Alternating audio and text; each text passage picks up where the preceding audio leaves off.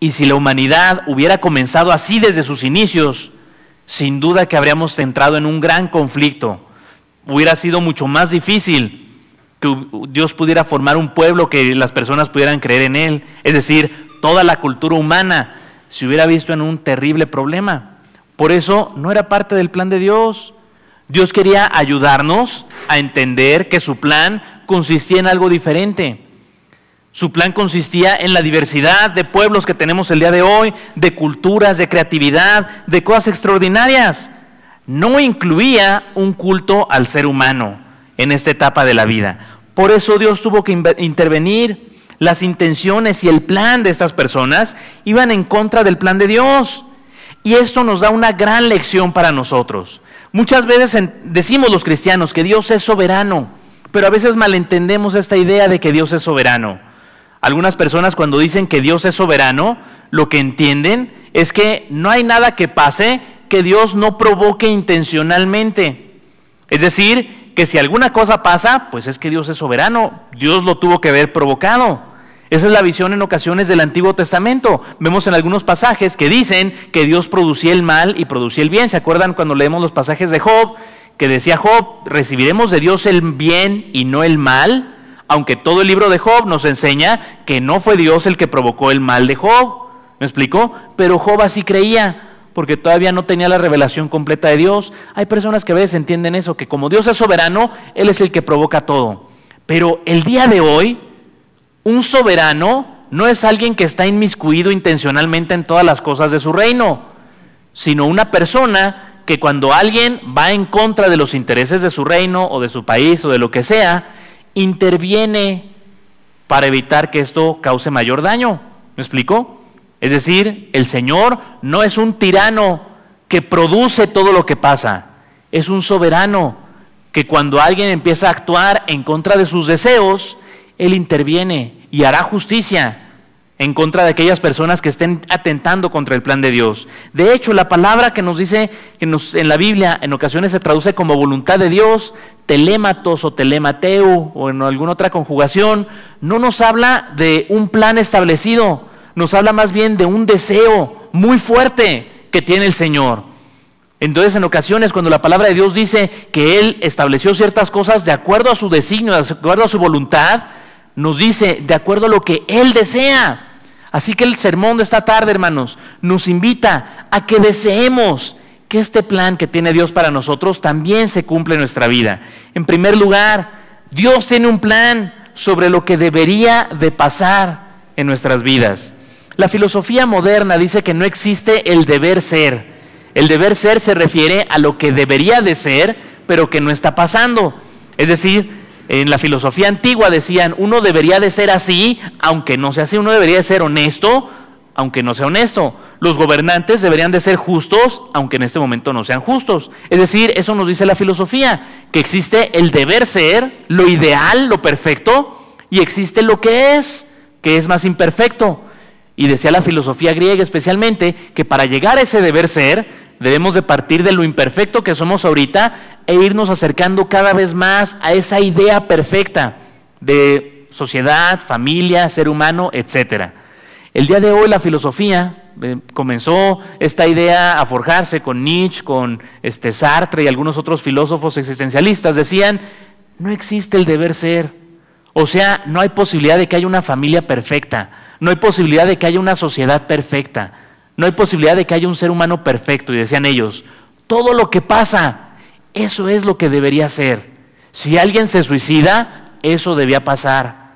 Si alguien asesina a otro, eso debía pasar. Dicen algunos filósofos el día de hoy. El problema es que a veces también algunos cristianos nos creemos esta idea. Creemos que si sufrimos, pues era voluntad de Dios. Pasó porque era lo que Dios quería. Te dio una enfermedad, es el plan de Dios, es lo que Dios quiere para ti, algún propósito debe tener Dios. Debemos entender que no significan las maldades de la vida, que Dios las está provocando. Cualquier dolor es provocado por el pecado que hay en nuestra vida, por el pecado que hay a nuestro alrededor. Pero Dios tiene un plan perfecto que no incluía ese pecado desde Adán y Eva, pero que como nosotros ya caímos en el pecado, entonces Él interviene de alguna manera para ayudarnos a salir de este dolor y de este sufrimiento, para poder acercarnos entonces a eso que Él planeó desde un principio para nuestras vidas. Hay una circunstancia, ya somos una naturaleza caída, por eso nos portamos egoístamente, por eso nos maltratamos unos a otros, por eso hay males en nuestra sociedad que ha provocado el pecado social de todos los seres humanos. Pero eso no es el plan de Dios, no es lo que Dios desea. Él desea ayudarnos a salir de eso, y para eso interviene en nuestras vidas. Su primera intervención, la creación de Adán y Eva, cuando cayeron estos, intervino con ellos y les dio una promesa. Les dijo una profecía sobre la serpiente: de la simiente de la mujer y de la simiente de la serpiente habrá enemistad, y de la simiente de la mujer, es decir, un ser humano, te herirá en la cabeza. Le dijo a Caín y a Abel, les quiso enseñar acerca del cordero. Por eso cuando Abel sacrificó un cordero, Dios se agradó, porque dijo: perfecto, esto es lo que quiero enseñarles. Voy a mandar a un cordero perfecto para salvarles. Y por eso no quiso el sacrificio de Caín, porque Caín no estaba sacrificando nada. Trajo unos aguacates y una ensalada César. Y constantemente vemos a Dios interviniendo, y aquí una vez más Dios interviene.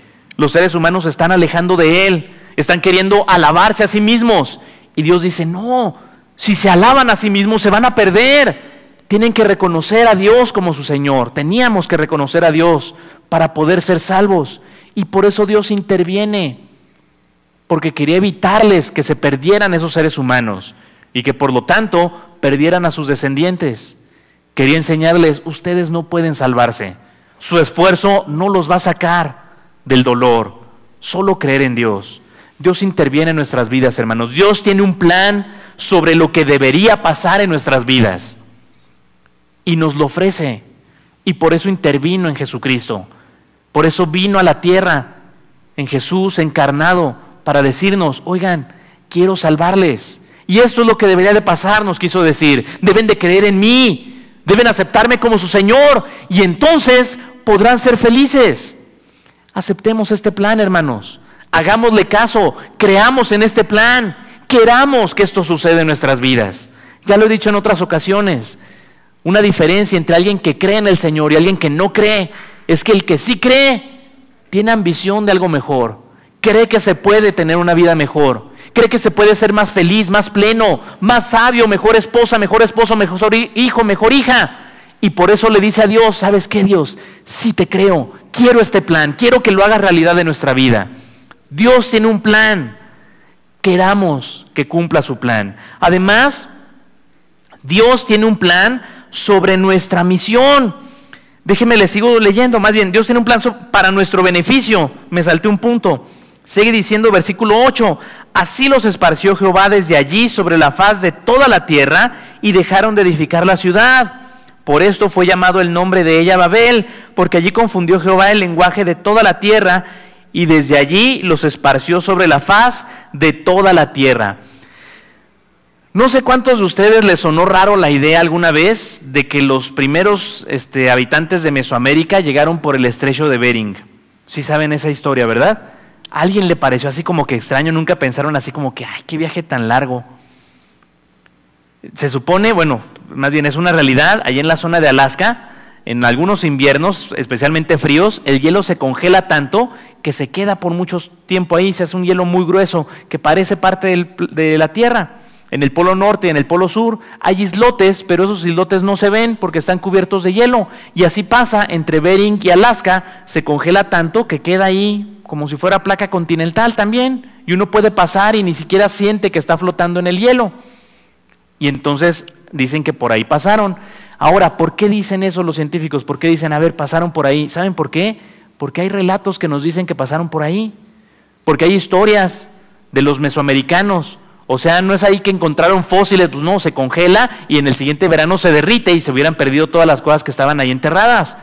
Es porque hay escritos de seres humanos que nos cuentan que por ahí pasaron. Uno de estos escritos, uno de los más importantes sobre esto, hay una persona, Margarita Bustamante, fue de las primeras que lo encontró, todavía en el México colonial, encontró este escrito y escribió mucho al respecto. Era católica y entonces ella decía: los toltecas estuvieron en la Torre de Babel, porque al encontrarse con estos escritos y estas leyendas, se puso a investigar más y descubrió que los toltecas contaban que habían pasado por aquel lado y que antes de eso habían estado un grupo de personas en una construcción de una torre y eventualmente dejaron de entender a los demás y se buscaron entre ellos, y cuando se encontraron que había algunos que hablaban el mismo idioma, pues dijeron, pues vamos a juntarnos, y se fueron. Hasta dice que eran 5, 3 mujeres y 2 hombres, y entonces cruzaron por el hielo. Y hay otros escritos que nos dicen que cruzaron, pero este nos dice que además estuvieron en la Torre de Babel. ¿Me explicó? Es decir, no son los únicos los judíos los que nos cuentan esta historia. También nuestros antepasados toltecas nos cuentan esta historia. Y es muy interesante encontrar esto porque significa una cosa bien importante.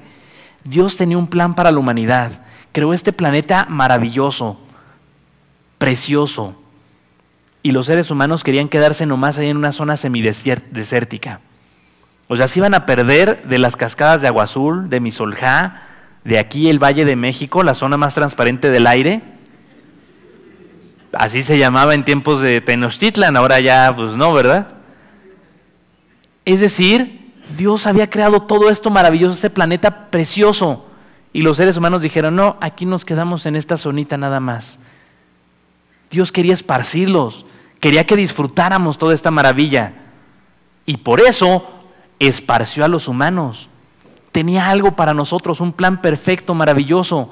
No pensemos aquí en un Dios tirano que se ofendió de que los seres humanos quisieran, ¿cómo se dice?, hacer una gran obra sin consultarle. Es un Dios maravilloso que le está diciendo, no, espérense, no se queden aquí. Vayan y conozcan este planeta hermoso que les hice. Disfruten de todas las maravillas que les di. No se queden aquí nomás en esta tontería de tierra. Vayan y conozcan todo esto maravilloso, porque para ustedes es para quienes los hice. Dios tiene un plan para nuestro beneficio. Cuando Dios nos pide que le obedezcamos, cuando Dios nos da dirección y nos enseña algo, es porque es algo que nos va a servir muchísimo. Es porque es algo que trae bendición para nuestra vida. Así que amemos sus órdenes, sus mandatos, incluso sus exhortaciones, porque al final de cuentas son para hacernos mejor. Y ahora sí, Dios tiene un plan sobre nuestra misión. Sigo leyendo, versículo 10, estas son las generaciones de Sem. Sem, de edad de 100 años, engendró a Arfaxad 2 años después del diluvio. Y vivió Sem, después que engendró a Arfaxad, 500 años y engendró hijos e hijas. Arfaxad vivió 35 años y engendró a Sala. Y vivió Arfaxad, después de que engendró a Sala, 403 años y engendró hijos e hijas. Sala vivió 30 años y engendró a Eber. Y vivió Sala, después que engendró a Eber, 403 años y engendró hijos y hijas. Me salto hasta el versículo 27 porque dijo el Paz que tenemos poco tiempo. Estas son las generaciones de Taré. Taré engendró a Abram, a Nacor y a Harán. Y Harán engendró a Lot, y murió Harán antes que su padre Taré en la tierra de su nacimiento, en Ur de los Caldeos. Y tomaron a Abram y Nacor para sí mujeres. El nombre de la mujer de Abram era Sarai, el nombre de la mujer de Nacor, Milca, hija de Harán, padre de Milca y de Isca. Mas Sarai era estéril y no tenía hijo. Y tomó Taré a Abram su hijo, y a Lot, hijo de Harán, hijo de su hijo, y a Sarai su nuera, mujer de Abram su hijo, y salió con ellos de Ur de los Caldeos para ir a la tierra de Canaán. Y vinieron hasta Harán y se quedaron allí. Y fueron los días de Taré 205 años, y murió Taré en Harán. Amén. Este pasaje además tiene esta connotación especial que no tienen las demás genealogías, que nos dice a cuántos años nació y cuánto más vivió y cosas así. No todas las genealogías tienen esta característica, pero algunas de Génesis tienen esto. Por eso algunas personas han calculado que la tierra se formó el año 4004 antes de Cristo, 2 de octubre, y según los cálculos era martes. Entonces hay cristianos que dicen que es incorrecto comenzar la semana en lunes. Por eso dicen ellos que el lunes ni las gallinas ponen, y que el lunes siempre se siente raro en la humanidad, porque sabemos al final de cuentas que no es el inicio, y por eso el lunes no queremos hacer nada. Allá ellos, ¿no? Pero el caso es tiene esta característica que no tienen otras genealogías. Nos dice así cuántos años y cuántos años pasaron entre uno y otro. Esto es un tipo de lenguaje que se utilizaba en aquel tiempo, que nos hace entender que muy posiblemente este libro de genealogías de Sem y de Taré son cosas que ellos tuvieron en sus manos. Es decir, que posiblemente Abraham tenía en su mano una tablilla o un tronco en donde estaba escrito: Sem tuvo a tal hijo y vivió tantos años y así. Y este tuvo a tal hijo y vivió tantos años y así y así y así. ¿Me explico? Esto nos habla entonces de la cercanía o de la cualidad histórica de este escrito. Algunas personas dicen que la Biblia son mitos y leyendas y cosas así. No lo son. Hay varios escritos que nos hablan de las mismas cosas, que están escritos en un lenguaje legendario, pero esto no está escrito en un lenguaje legendario, sino en el lenguaje de los testigos oculares, de los personajes que participaron en estas acciones. Así que tengamos un gran valor por esto. Pero este pasaje nos enseña algo bien importante. Dios tiene un plan sobre nuestra misión, tiene cosas que quiere que hagamos. Nos ha capacitado, nos ha creado con ciertas habilidades y características y quiere que las ejerzamos. Vemos aquí que desde Taré, el papá de Abraham, ya estaban yendo a la tierra de Canaán. Es decir, Dios ya estaba preparando para que Abraham se convirtiera en el padre del pueblo de Israel, en el padre de multitudes. Desde que creó a la humanidad, ha estado desarrollando su plan para que finalmente naciera Jesucristo y nos salvara a los seres humanos. Y así es con cada uno de nosotros. Tiene algo que puede darnos como propósito, que quiere que encontremos para que realicemos y le demos propósito a nuestra vida. Los que estaban construyendo la Torre de Babel sentían que tenían un gran propósito: construir una torre. Dicen algunos que, sí, ¿cómo van a poder construir una torre? Posiblemente en el año 6000 antes de Cristo, que son los cálculos así de cuando ocurrió el diluvio más exactos o más, digamos, más posibles. 6000 años antes de Cristo, pues no había mucha tecnología, dicen algunos. Stonehenge, dicen algunos que tiene más de 10,000 años y son unas piedrotas gigantescas. Entonces, a ver, ¿cómo dicen que era imposible haber hecho la Torre de Babel? Pero dicen que Stonehenge es más viejo. ¿Con qué la subieron? ¿Con brontogrúas o qué? ¿Me explico? Es decir, sí es posible que hayan construido esas piedras. El faro de Alejandría, que es una de las maravillas de la humanidad de la antigüedad, medía 120 metros, posiblemente más. La torre latinoamericana mide más o menos 180. O sea, quítenle el piquito final y unos 20 metros más, y era el faro de Alejandría, que era un edificio antiquísimo. Así que era muy fácil que pudieran intentar construir esto. Tenían un propósito: construir algo grandioso. Pero Dios quería darles un propósito más grande: traer a su hijo. Y eso es lo mismo con nosotros. A veces tenemos planes en nuestra vida. A veces nosotros vamos con el Señor y le decimos: Señor, este es mi plan, ¿me firmas de que me das permiso? Pero Él nos quiere decir: oye, no, espérate, este plan está bonito, está padre, pero yo tengo uno mejor para ti. Mejor yo te lo doy a ti, tú le firmas, tú me dices que sí. Porque a veces nuestros planes están basados en cuestiones terrenales, están basados en cosas de aquí nada más. Pero Dios tiene misiones más maravillosas para nosotros. Muchas personas se quejan de que es muy difícil cumplir tus sueños. Se dicen: no, ¿para qué tiene unos sueños si nunca los vas a lograr? Y hay una realidad en esta idea. Es cierto que cuando tenemos sueños, lo más seguro es que no los alcancemos, por varias razones. Número uno, porque cuando se nos ocurre algún sueño, nada más nos estamos fijando en un aspecto de la vida. Un niño que sueña con ser seleccionado nacional, nada más se imagina el mundial, no se imagina las horas de entrenamiento, no se imagina tener que ir a las prácticas, no se imagina tener que hacerle caso al entrenador, no se imagina tener que establecer una estrategia en su equipo para triunfar y eventualmente convertirse en un buen jugador y finalmente llegar a ser profesional y convertirse en un jugador que vaya al mundial. Solamente nos imaginamos un aspecto: ir al mundial. Entonces, ¿qué se imagina uno? Que uno va a estar ahí así en el estadio y de pronto se lesiona el Chicharito y el entrenador me ve y me dice: tú entra a la cancha, con una visión así y una sabiduría. Y yo, sí, y entonces me bajo y entro. No, para cumplir ese sueño hay un montón de cosas que tiene uno que hacer para alcanzarlo. Por eso es que es muy posible que no alcancemos ese sueño, solo nos imaginamos la meta final. En ocasiones es porque solo nos imaginamos un área de la vida. Y cuando vamos caminando hacia allá, nos damos cuenta que hay otras áreas que a lo mejor son más importantes. Por eso hay personas que su pasión en la vida era obtener mucho dinero. Y cuando tienen mucho dinero, se dan cuenta que no tienen ni familia, ni amigos, ni perro que les ladre. Y entonces dicen: ¿para qué me sirvió tener tanto dinero? Por eso hay tantas estrellas de rock que terminan suicidándose o que terminan víctimas de las drogas. Porque pensaban: la fama me va a dar todo esto, pero cuando la alcanzan se dan cuenta: no era la fama lo que yo quería. Lo que yo quería es que alguien me amara, Lo que yo quería es tener personas que importaran en mi vida. Y como nada más soñaron un área de la vida y tuvieron que sacrificar todas las demás para alcanzar eso, pues su sueño no sirvió de nada. Por eso Dios nos dice, no sueñes a solas, sueña lo que yo tengo planeado para ti. Desea lo que yo he establecido que puede ser tu vida, si tú así lo quieres, porque va a ser una vida plena, una vida que valga la pena vivirse. Él nos quiere dar una misión, un sueño que valga la pena, un algo que realizar que nos dé verdadero propósito. Dios tiene un plan sobre nuestra misión, hermanos. Digámosle que sí.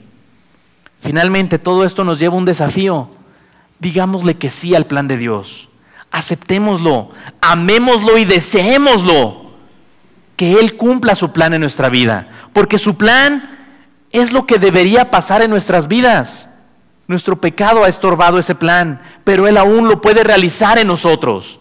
Puede sacarnos de ese dolor y realizar ese plan en nosotros. Además, su plan es para nuestro beneficio. Es lo que nos hará felices realmente. Y finalmente, su plan es un propósito para nosotros. Es lo que le dará sentido a nuestra vida. Digámosle que sí al Señor. Aceptemos su plan, sus sueños para nosotros. Aceptemos su voluntad en nuestra vida, y entonces tendremos una vida que valga la pena vivirse. Vamos a orar, hermanos, y vamos a pedirle a Dios que haga esto en nuestras vidas. Padre Santo, te damos gracias, bendito Dios. Gracias porque nos has permitido encontrar en tu palabra, mi Dios, la dirección, Señor, que tú quieres darnos, Señor, porque nos permites encontrar en ella, mi Dios, que tú tienes cosas extraordinarias para nosotros, Señor. Te pedimos, Señor, que las realices en nuestra vida. Sabemos que a veces nosotros somos los que hemos estorbado, Señor. A veces el mundo a nuestro alrededor nos ha lastimado, Señor, haciendo que la vida que tenemos ahorita, mi Dios, no sea plena, no sea lo que tú planeabas para nosotros, Señor. Redímenos, Señor, rescátanos y permítenos experimentar esta bendición que tú tenías planeada para nosotros, Señor. Queremos decirte que sí, Padre Santo. Sigan orando, mis hermanos. Y si alguien quiere decirle al Señor, Señor, yo quiero esta vida que tú me ofreces, Señor. Yo quiero que tu plan se cumpla en mi vida. Yo quiero decirte que sí. Yo también quiero soñar esas cosas que tú tienes para mí. Yo también quiero realizar esta misión que tú tienes para mí. Yo quiero vivir esta vida plena que tú estás ofreciéndome. Quiero eso, Señor. Si quieres decirle eso a Dios en esta tarde, te invito a que levantes tu mano ahí en tu lugar. Dios te bendiga, Dios les bendiga, hermanos y hermanas. Dios te bendiga, Dios te bendiga. Dios les bendiga a todos los que están tomando esta decisión. Dios les bendiga, hermanos, también. Sigamos orando y digámosle estas cosas a Dios. Padre Santo, sabemos, mi Dios, que tú tienes grandes sueños para nosotros, mi Dios. Sabemos que tú has establecido un plan maravilloso para la iglesia, para la humanidad y para cada uno de nosotros, Señor. Cúmplelo. Te queremos decir, Señor, que estamos contigo, Señor. Queremos que lo realices, mi Dios. Nos rendimos a ti, mi Dios, porque sabemos que es lo único que nos puede dar esta vida plena, esta vida preciosa, mi Dios, que tú has planeado para nosotros, Señor. Realiza tus sueños en nuestra vida, te lo rogamos, en el bendito nombre de Jesucristo. Amén.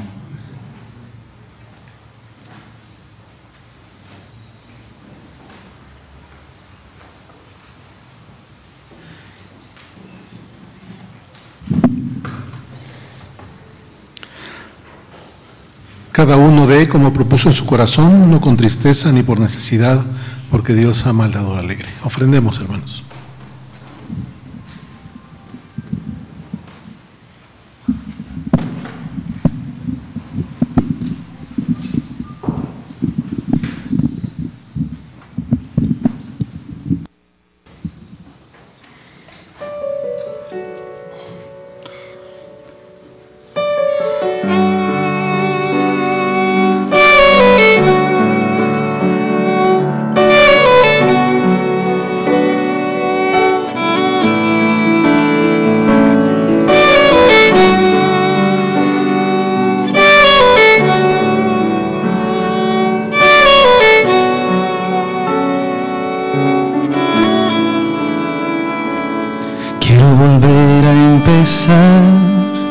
Y quiero hoy regresar a aquellos tiempos cuando te conocí,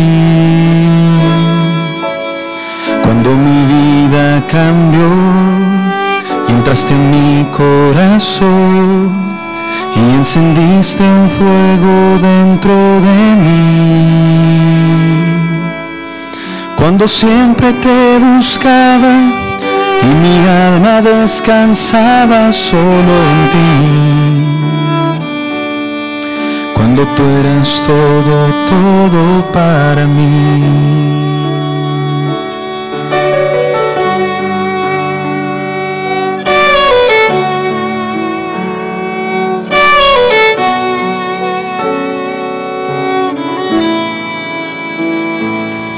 Quiero volverme a encender y quiero hoy emprender una aventura que no tenga final.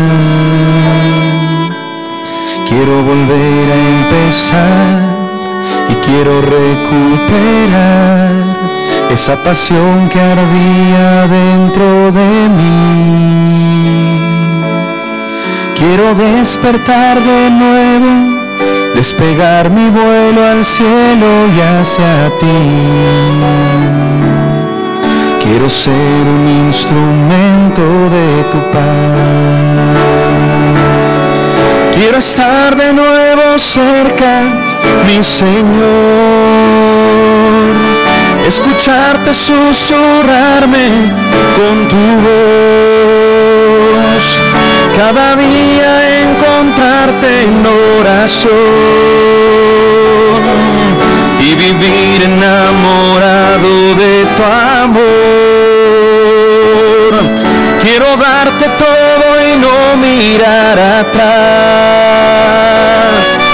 Que mi ser entero esté en tu voluntad. Que mis pasos no se pierdan al andar y mi vida sea útil de verdad.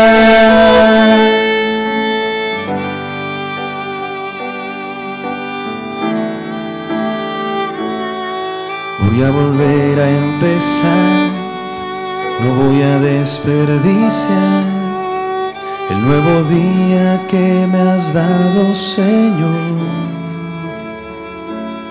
La nueva oportunidad para volver a empezar, para vivir en tus caminos, Señor. Para andar en las veredas que creaste para darme una misión. Quiero ser lo que tú quieras, mi Señor.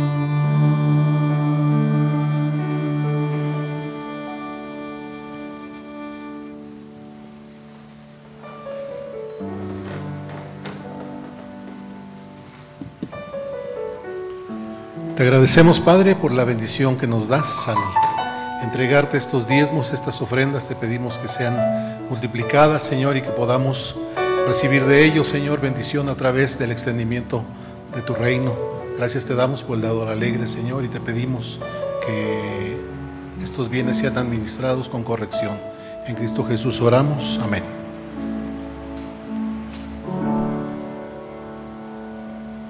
Oreb es una comunidad con los brazos abiertos. Intégrate. El grupo de matrimonios Oreb invitan a su retiro anual de matrimonios en el Hotel Misión San Gil en Querétaro. Inscripciones y registro en la mesa de matrimonios a la salida de los cultos.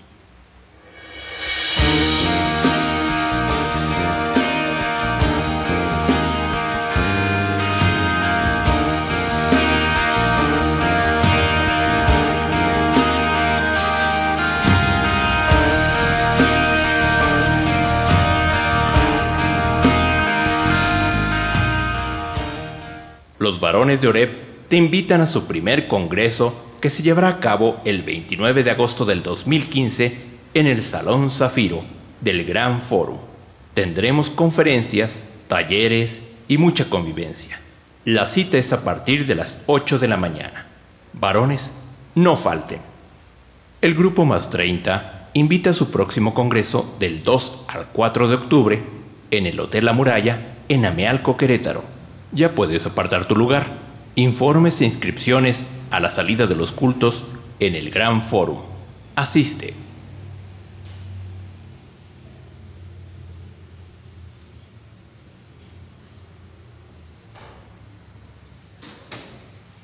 Amén.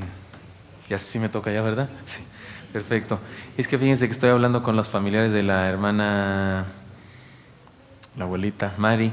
Resulta que no va a estar el cuerpo en la funeraria hasta las 12, entonces nadie de la familia va a estar por ahí. Entonces hoy no vamos a tener que hacer nada. Me voy a tener que quedar vestido así hasta mañana. Pero bueno, yo estaba listo para servirles, ¿verdad? Pero no es posible ahora y no tengo el horario de mañana, a qué horas ellos quieren el culto. Además, una de las hijas, que es una de las otras que es cristiana, solamente 3 son cristianos, 2 hijos inconversos, vive en Estados Unidos y seguramente viene para acá.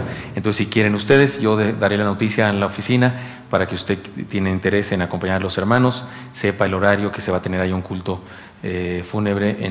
Sí va a ser ahí en la funeraria que les dije, la de San Fernando, que es de velatorios del Iste. Entonces, pero hoy no tiene caso, no va a estar nadie por ahí, porque van a llevar su cuerpo hasta las 12, y si eso dijo la funeraria, eso significa que serán las 3 o 4 de la mañana, ¿verdad, hermanos, que conocemos estos asuntos? Entonces, si dijeron que a las 12, todavía será más tarde. Entonces, nos vamos a ver el segundo tiempo del partido.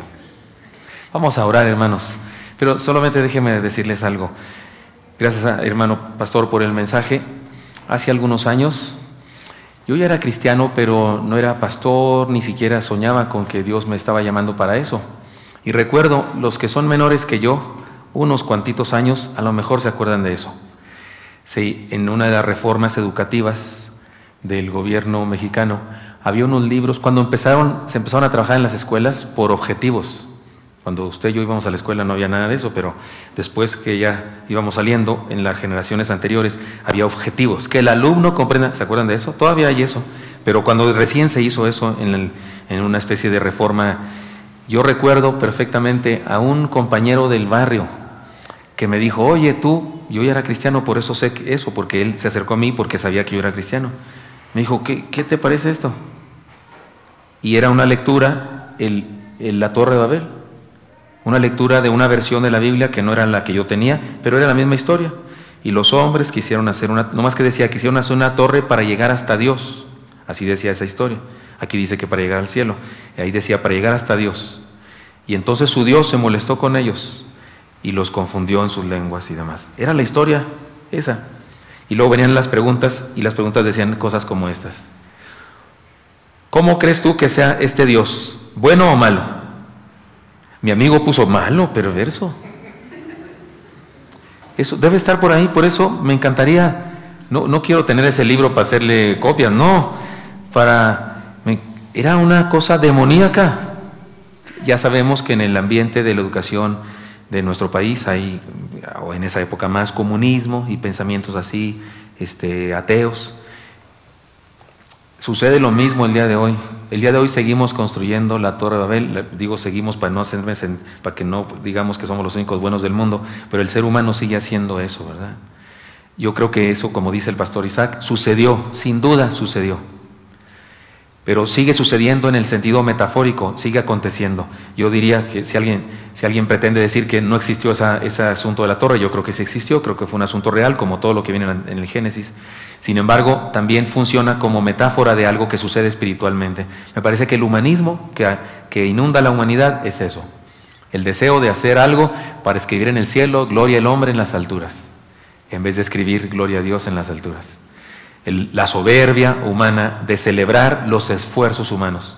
Tanto que en ocasiones hasta en la iglesia lo hacemos. Y lo quiero decir ahora porque en el libro que vamos a leer en la campaña viene un capítulo que me dio miedo ponerlo. Dije, no, me lo voy a quitar para no causar controversia, pero Dios no me lo permitió. A veces hasta los cristianos y en las iglesias hacemos lo mismo que los hombres de la Torre de Babel. Cuando predicamos, por ejemplo, de la mujer enferma de flujo de sangre y decimos que tenía una gran fe. Si leemos bien, no tenía una gran fe. Tenía una fe defectuosa, llena de superstición. Lo que tenía algo grandioso era un Jesús que la amaba. Cuando decimos que ciertas personas de la Biblia hicieron algo grandioso, no hicieron algo grandioso, hicieron algo mediocre, pero Dios es muy grande y bendice hasta a los mediocres y a los contaminados de superstición y a los incrédulos. Es más, nos atrevemos a decir que es por la fe que suceden las cosas. ¿Y los endemoniados qué fe tenían? ¿Y Jesús los liberó? ¿Cuál fe tenían? ¿Los liberó? ¿Tenían fe? No, los liberó por su fe. ¿Cuál fe? Eran endemoniados. Los liberó porque Él tiene poder. Cuidado con seguir construyendo la Torre de Babel, exaltando al ser humano exaltando nuestros triunfos y nuestras capacidades. Declárelo, hermano, Torre de Babel. Si lo crees, si lo imaginas, lo puedes lograr. Torre de Babel. Creer que nosotros podemos. No podemos, Él puede. Gracias, Pastor Isaac, por este mensaje que está vigente para todos los tiempos. Oremos, hermanos, al Señor. Ya se leyeron los anuncios, ¿sí? El sábado es la clausura de la escuela de vacaciones. Creo que no decía, o sí dijeron, no, pero el sábado es la clausura de la escuela de vacaciones. Nos vemos aquí, puestos de pie, y hermanos del coro pasen para cantar. Oremos. Señor Santo, gracias por tu amor. Otra vez te pedimos, bendice a la familia de Don Cacho y Patti, Polet, y bendice a todos los demás nietos de la hermanita Mari. Por favor, bendíceles. A quienes vienen de fuera, tráeles con bien y permite que mañana, Señor, podamos acompañarles y compartirles esperanza y aliento. Bendícenos a todos nosotros, Señor. Al salir de aquí, cuídanos, que ninguno de nosotros sea secuestrado ni herido de muerte por la delincuencia. Protégenos en la economía de cada familia. Bendice a la selección mexicana y despídenos con tu paz, Señor. Que tu amor de Padre, tu gracia mostrada en Jesucristo y el poder de tu Santo Espíritu esté con todos nosotros. Amén. Así alumbre nuestra luz delante de los hombres, para que vean nuestras buenas obras y glorifiquen a nuestro Padre que está en los cielos. Amén.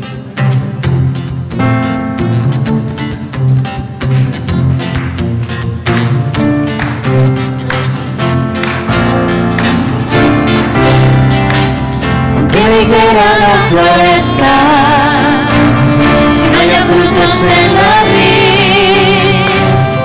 es posible que mañana no amanezca, todo podremos decir que tú eres quien nos da la fuerza para poder sobrevivir. Tú eres el que suple todas las carencias.